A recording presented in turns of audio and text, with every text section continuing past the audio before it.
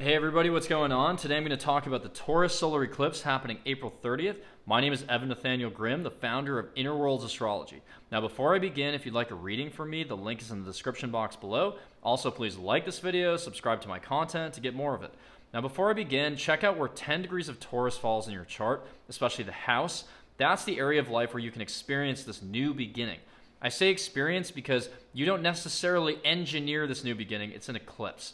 So in eclipses, there's sort of an outer circumstance that we have to respond to or react to. And so I would not recommend setting intentions or trying to manifest something specifically. This is more going to be about focusing on your value systems, which is what Taurus represents. Now, Taurus is a fixed earth sign associated with the middle of spring. What happens in the middle of spring? All these new things are blossoming. These plants, trees, grass, whatever it is. This is about the creation of value. Now, in astrology, when we think about Taurus, we think about the creation of artistic value, financial value, material value, natural value. And so Taurus is really about enjoying the natural world and cherishing it. And so for you, this new beginning could be about monetizing something in the house where that's associated. So if you have this eclipse happening in your fifth house, maybe this is your chance to monetize a creative passion or hobby. If it's in the 11th house, maybe monetizing a social media pursuit or, involving yourself in a community. So that's really the focus for this eclipse. Now, in general, this eclipse is fairly self-contained and passive. I say that because there's a lot of earth and water, primarily Pisces and Taurus. Now, a lot of people are talking about this solar eclipse as actually being pretty beautiful. And I would agree with that in isolation. Now, what sort of gives me a little bit of hesitance is that there is just so much Pisces. We continue to have this deluge of Pisces. We've had it since late December, and it's at play during this eclipse. We have Mars, we have Jupiter, we have Venus, we have Neptune, all in Pisces. And whenever you have that much Pisces, you kind of just have to assume that there might be a little bit of a mirage at play. Now, if we were living in an agrarian society or some type of prehistoric society, this would be a pretty beautiful chart, actually. This is a great chart for kind of laying back and indulging and daydreaming and maybe even being a visionary thinker in some way. But like in most societies now where there's a lot of demands for productivity, this just feels like we're continuing to get drained. Like we want to move forward, we want to do things, we want to initiate things, but Pisces is just kind of keeping our heads somewhere else. Like again, we have 1 foot in reality and 1 foot in a non-material abstract realm. Now in isolation, that's great if we're just going by the textbook. But, there's an exhaustion that's just pervasive and continuing here. Now, on the good side, Taurus can help add some solidity to this and scaffolding of like, I have this Piscean dream, but now I understand how to create tangible value. That can absolutely happen. But I kind of see this, again, as a mirage that's just sort of slowly starting to wane and fade away. Because what's going to happen is in May, by the time of the lunar eclipse, for example, 2 weeks later, Jupiter is all of a sudden in Aries. Mars will be in Aries by late May. And then by June, we have Gemini energy coming in. So starting in middle of May with that lunar eclipse, we might actually sort of tear down and say, just kidding, to all the things that we sort of sought out during this solar eclipse. So, Taurus can be practical, but Uranus is there to continue to create instability. So that's why I'm just adding a little bit of caution right away.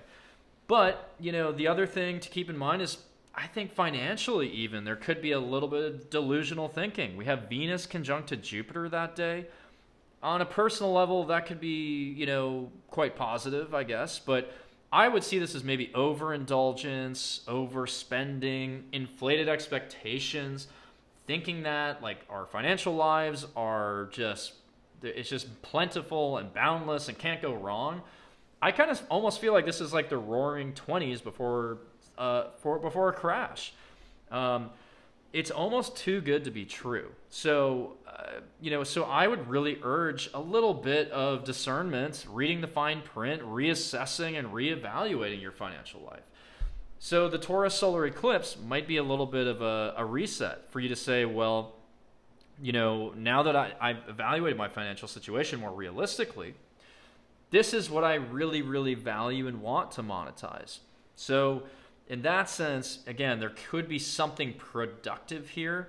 But, again, you really want to be careful with this much Pisces.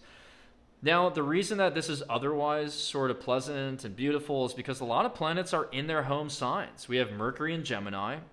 We have Venus exalted in Pisces. We have Jupiter and Neptune both in Pisces. They both rule Pisces. That can make it, and all these planets are direct except for Pluto. So again, this is sort of easy breezy, frictionless, that could be very good for you to initiate something and move forward. Now keep in mind, with these solar eclipses, there's a 6-month timeline, so anything you begin here should be sustainable. It should be able to last long into the future. You should want to work at it, work towards this project. And with Taurus, there's a lot of potential for persistence here. But again, overall, just kind of being cautious. Now, the other thing to keep in mind is that, with Uranus and Taurus, Uranus has been in Taurus for a few years, and this has really created instability. So if we think about Taurus as resources, not just value, but like physical goods, like food, Uranus and Taurus has shaken that up. And so with this eclipse, this could actually be a sort of,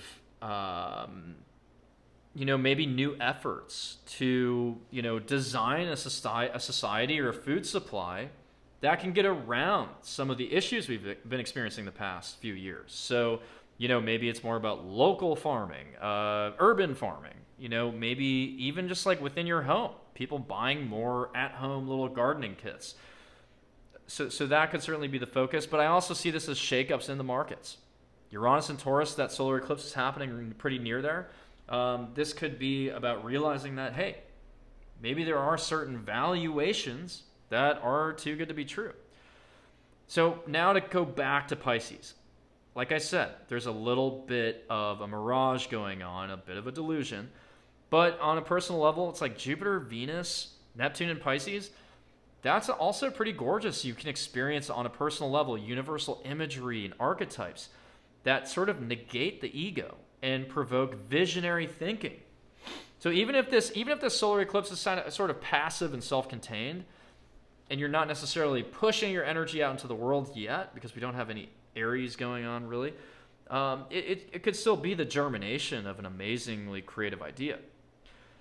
Now with Venus and Neptune there, I also see slightly delusional decisions in relationships, ignoring red flags in relationships, thinking, idealizing someone, thinking they're the one when they're not. And then, like I said earlier, inflation of financial value. So thinking that we can just continue printing money or continue spending money. Believing the markets are impervious. Thinking the sky's the limit. Now let's add Mars into the mix. Mars in Pisces, kind of feeling exhausted and drained, like I said. It's difficult to assert ourselves, so much of this solar eclipse could be very reflective. Again, you're just thinking, you're introspective, you're, again, writing down your values of like, do people in my life align with these new values that I have? Do I have my financial house in order? All these things. But, again, with Mars, it's like not necessarily going to be dominating anything. It's just going to be like very passive in Pisces.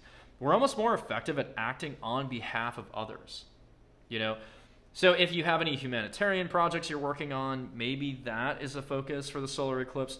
But in general, anytime you try to like throw your weight around here, it's just going to be self-defeating. I don't think it's going to work out. So, more focus on compassion, forgiveness. But again, don't let it get carried away where it's like you're sacrificing yourself needlessly for someone. So keep that in mind. Also, at the same time, Saturn, it's still in Aquarius. I've talked about this before, but that also creates a little bit of limitations in terms of collaborating, socializing. So this maybe internalizes the solar eclipse even more. It's even more introspective. And then Mercury's in Gemini, but it's not retrograding yet, but it will be by the lunar eclipse 2 weeks later, and it's in that pre-retrograde shadow already. So decisions you make around the solar eclipse, you're going to revisit and backtrack and backtrace anyways a few days later on May 10th when it starts to retrograde. So again, this is why I'm not really sure. This eclipse feels a bit like a false start, even though from a textbook interpretation, it's all good. It's all swell and it's pretty easy breezy, frictionless. I'm not sure. I think that lunar eclipse in Scorpio might tear down or deconstruct some of that. Because by then, Jupiter is in Aries, Mercury is retrograde, so we might be second guessing things, and the mirage and the veil might slowly be lifted. So no matter what someone tells you about these eclipses, some people like that they're incredibly intense and scary if you have Scorpio and Taurus, which is true. It can be very intense for a Taurus or a Scorpio. You have other people saying, this is actually kind of gorgeous. All of those considerations, in my opinion, are secondary to the fact that we have this enormous amount of Pisces, which again would be very beautiful if we lived in a sort of agrarian society or a society that wasn't industrial. And actually, this is the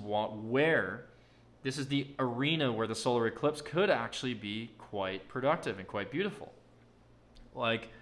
Do we need to redesign our society so that we can accommodate transits like this?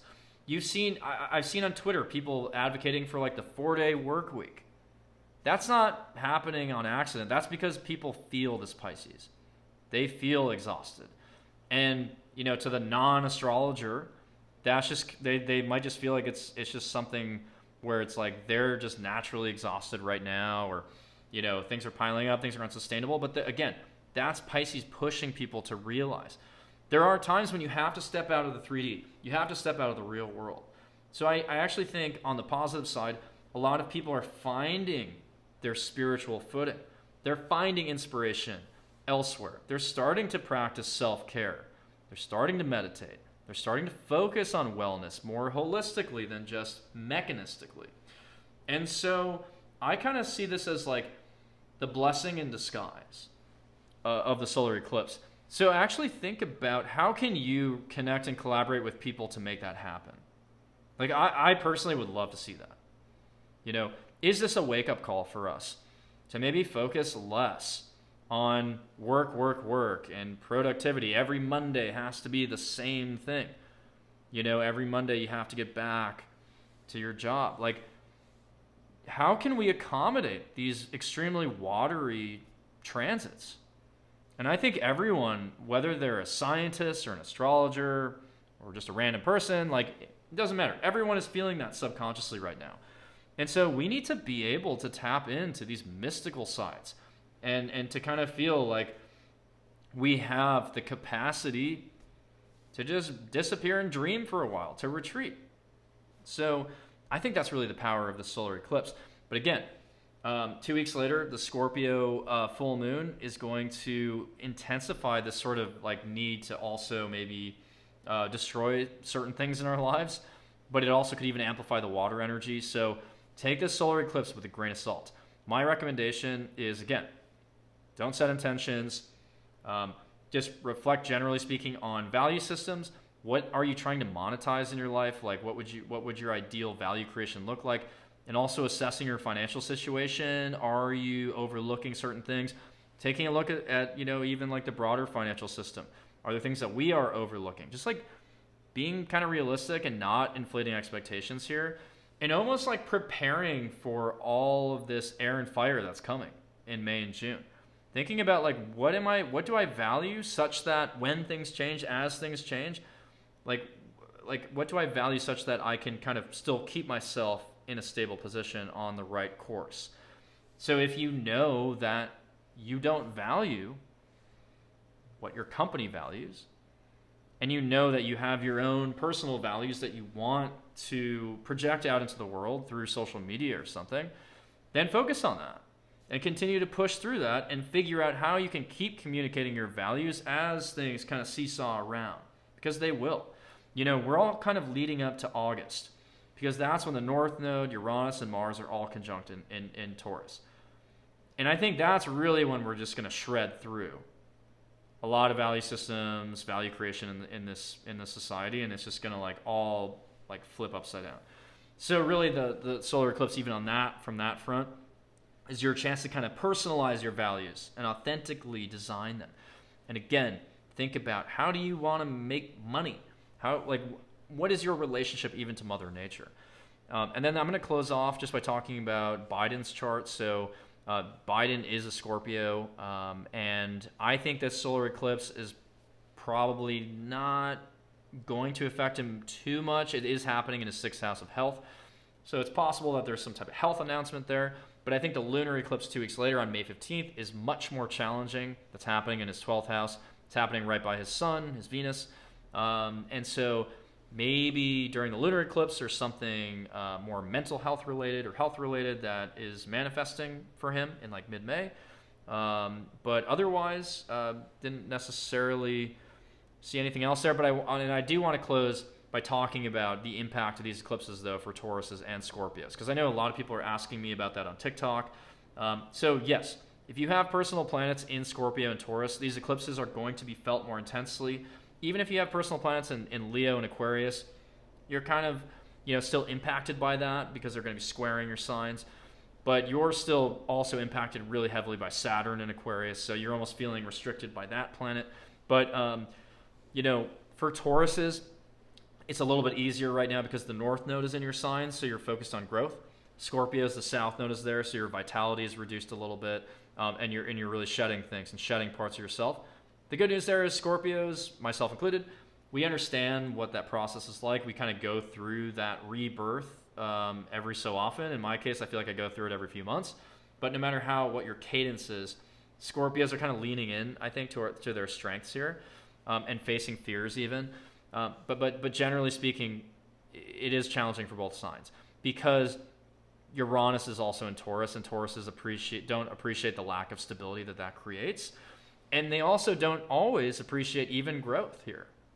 Because again, it's a fixed sign, so is Scorpio. But for Taurus, you're kind of fixated on certain tangible things that you can hold on to, right? And you can kind of preserve stability, preserve wealth, whatever that is for you. So think about, for Scorpios, think about really what planets do you have in Scorpio? Again, you're focused a little bit more on letting go and clearing space for something better to evolve. And that lunar eclipse on May 15th will kind of highlight those areas of your life. Whereas again, Taurus, a little bit more focused on growth. So anyways, that's all for now, but want to thank you for watching. Again, really, really keep this eclipse in context. Don't think about this in a vacuum.